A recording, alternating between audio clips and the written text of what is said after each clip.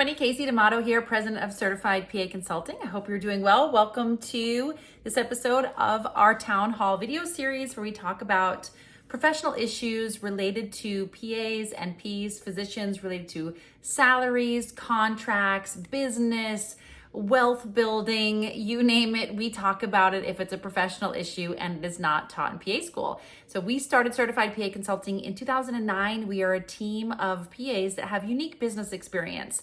So we have either owned a business, managed a multi-million-dollar business. In some instances, like myself, I've even sold a business.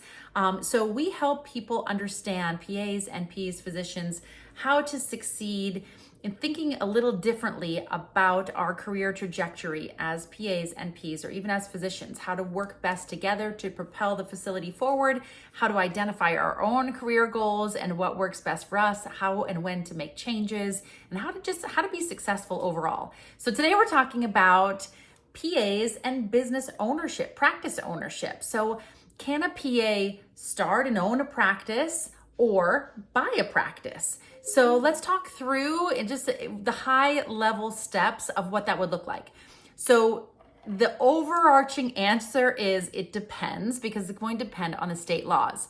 So if your state laws allow for PA practice ownership, then yes, you can start a practice or buy a practice. And even if you're in a state, where my license is in California, and in California, PAs can own up to 49% of a practice, but that doesn't necessarily mean that the other percentage has to be owned by a physician. In some cases, in some states, it can be another business partner, it could be a spouse, it could be your brother or sister or your best friend. So it just depends on your state. So number one is reach out to your state PA organization, find out the latest laws, because they change all the time. In every state, there's lots of advocacy going on for PA practice ownership. So check with your PA state organization and find out what the laws are in your state for PA practice ownership. Once you find that out and you find out that you can either own the whole practice or a portion of the practice, then your next step would be to decide if you want to start the practice from scratch or potentially buy a existing practice. So there are pros and cons to both of those.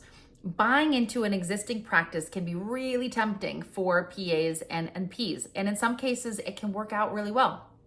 However, you just really have to be careful that you understand business forecasting, because oftentimes if we have the opportunity to buy into a practice, it's because the physician owner may be retiring or stepping back. And if that's the case, the overall revenue of the practice will drop. And if that happens, then where is that revenue going to be replaced from? Meaning the overall value of the business. So what values a medical practice is the gross revenue, the collections that come in from all of the providers. So if somebody is stepping back, if a provider is stepping back or retiring or cutting back to part-time, that reduces the value of the practice, and it puts more pressure on the other providers to be able to generate those collections. So if you're going to buy a practice or buy into an existing practice, make sure you really understand business forecasting so that you don't overpay, you don't overcommit to what you're paying to the person who's exiting or selling the practice or scaling back on the practice, because the value may be going down significantly if that person is cutting back or leaving and there isn't a replacement necessarily.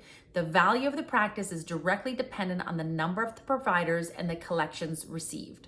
So that's critical. Make sure you understand the value and you do not overpay for an existing practice, because it's tempting for us as PAs to want to become business owners, want to become partners, want to feel like we have some control. It's very tempting. And a lot of times we can fall into the trap and we can overpay an inflated value from a practice that is having a diminishing value.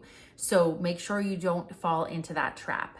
So that being said, if you do determine an appropriate value for the practice, then buying into an existing practice can be a great way to go, because there's a lot of infrastructure already in place. There's already staff, there's already, a physical location, there's already equipment, there's already a phone number, there's already patients, which is the most important.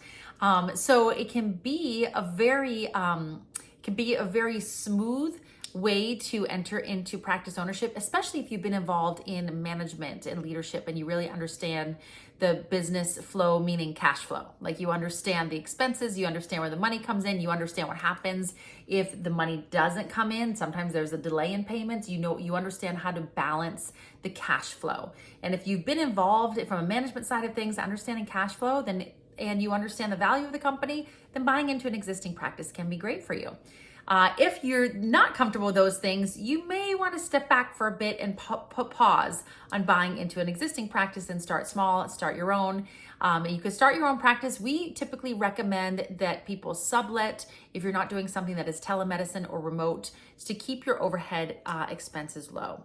So the first thing would be to check with your state laws. The second thing would be to create your forecast, your revenue forecast. How much money do you expect to be coming in from the patients, from the current providers? Will there be a change in the providers? And what is the expected expenses? So the first thing to do is to look at your forecast for the next 12 months, 24 months, and 36 months. Now, again, this is an expectation, and to some extent, it's a little bit of an educated guess when you build a forecast, but if you're looking at something historically, whether it's your own practice or you're going to start a new practice, you can oftentimes get data from somebody else who started a practice, find out how they did it, and you can get some rough guidelines to work from so that you know how much upfront money you're going to need, if you're going to need a loan or not, you obviously won't be taking a salary at the beginning if you're starting something brand new, but for how long, right? And you can anticipate some of these things. So you want to build your forecast. The next thing to consider is, where are the patients coming from? Because you can build the forecast, you can make beautiful numbers on Excel, and it can look so lucrative and amazing. But if you do not have a clear plan on where the patients are going to be coming from, do you need a marketing strategy? Do you have referral sources? Are you going to be absorbing from a practice that is dissolving? Where are the patients going to be coming from? That's the number one roadblock for most PAs when they want to start a practice, is determining where the patients are going to come from. Maybe you're amazing at social media and you know how to attract patients that way. If so, fantastic. But that's a really big one to think about. So state laws, forecast, where are the patients going to come from? And then once you know all those things, the next is your business logistics. So that is your LLC or your corp, depending on the state. Again, when you find out your state laws, you'll find out what type of corporate entity is appropriate for that state. So you would set up that entity, and then you would get your insurance. Remember, you're going to need malpractice insurance and business insurance, both. If you're going to have an employee, especially. So business insurance, that's like your workers' comp, that's like your trip and fall liability kind of stuff. So it's not just malpractice, you also need business insurance. And you're going to be looking at your practice management tools, right? Like, how are you going to be scheduling the appointment? How are people going to be able to come in? Where are you writing your chart notes? All those sort of infrastructure type of things. And then after that would be when you'd be actually getting a lease, if you're getting physical space and equipment and all that good stuff. And hopefully you already know where the patients are coming from at this point, so that they're already ready to come. You have a wait list and you're just sending out an email blast, or you have people's contact information some way, somehow, and you can get in front of them and let them know that your practice is now open. So those are the very beginning preliminary steps to think about when you're thinking about starting a practice or potentially buying a practice. Those would be the very beginning places to look. We have an entirely brand new program taught by a PA who does own her own practice. Her name's Catherine. We have a brand new program. It's called Practice Building Blueprint. So check it out at Certified PA Consulting. It's a 4-month program that helps you start a practice from soup to nuts. Figure out how to get insurance, how to be able to bill if you're going to be billing insurance and not going the cash route, and all these other steps that I just talked about briefly. Catherine goes through in detail with paperwork, with bundles. You get an entire paperwork package with Practice Building Blueprint that helps you, and you can actually use templates that you can actually use for everything that you need to build your own practice. So if you're really serious about starting a practice, reach out to us at Certified PA Consulting.